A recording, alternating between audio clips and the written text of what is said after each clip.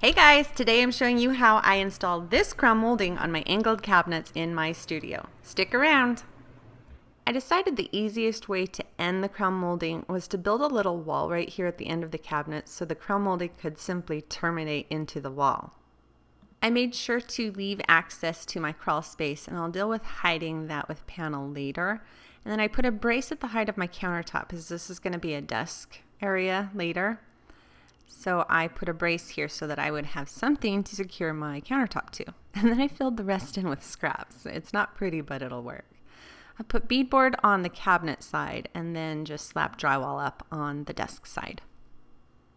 And then I played around with a bunch of combinations of backer blocks and crown molding and additional trim pieces to find the best combination, to find what would be easiest and look the best. What I came up with was a traditional piece of crown molding installed straight across, a straight run all the way across my face frames on my cabinets in front of the 1x2s.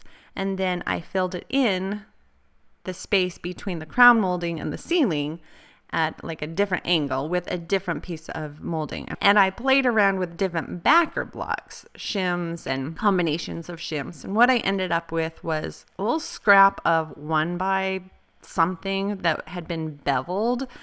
It was just in my scrap pile and it was cut at a 45-degree angle. It worked perfectly. I marked 1.5 inches up on the top rail on the face frames, and that would be the bottom line for the crown molding run.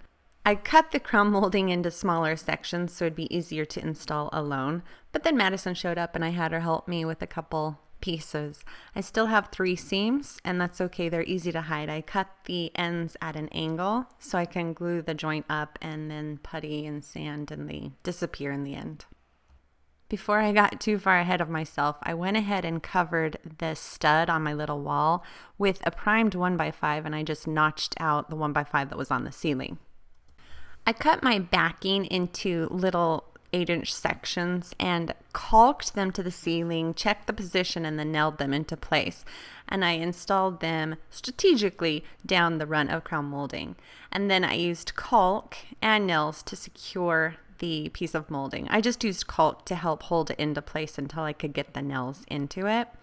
And I created a seam in this smaller molding as well because I needed to notch out the end, and I didn't want to have to size it and notch it with the long run of molding. So I just did my little scarf joint, angling both shoulders to the joint and then gluing and nailing them in place once I got my little notch perfectly fitted to the 1x5 that I had to fit this around.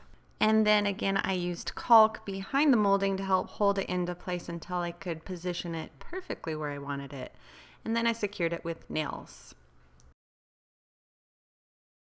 I terminated the smaller molding pieces into the 1x5 that came down in the center of my cabinet run. Then I cut off a little piece of the section of this molding that would have continued on over the 1x5 and caulked it into place, making it look a little more seamless.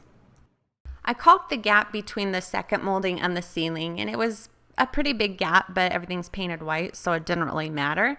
But I had these pieces of glass bead trim that I had brought up for my columns, and it fit perfectly into place and kind of just finished it off beautifully. So I added it.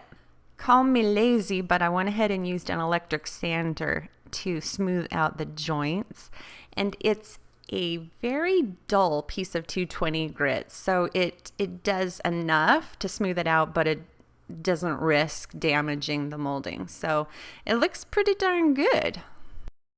Before painting, I spend a lot of time caulking and filling holes and sanding and making it look as perfect as possible because the paint will augment any imperfections. And because this is a painted molding, I'm using patch and prime spackle, which you'd normally use on walls, but I really like it for painted trim. It's easy to use and easy to sand.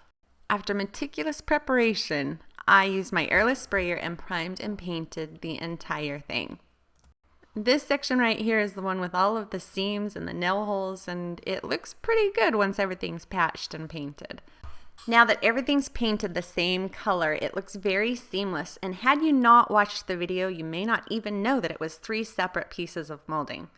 I'm happy with how it turned out, and it was easier than expected, so that's always a good thing. I'm so excited to move on with this room, so I'll see you next time. Thanks for watching.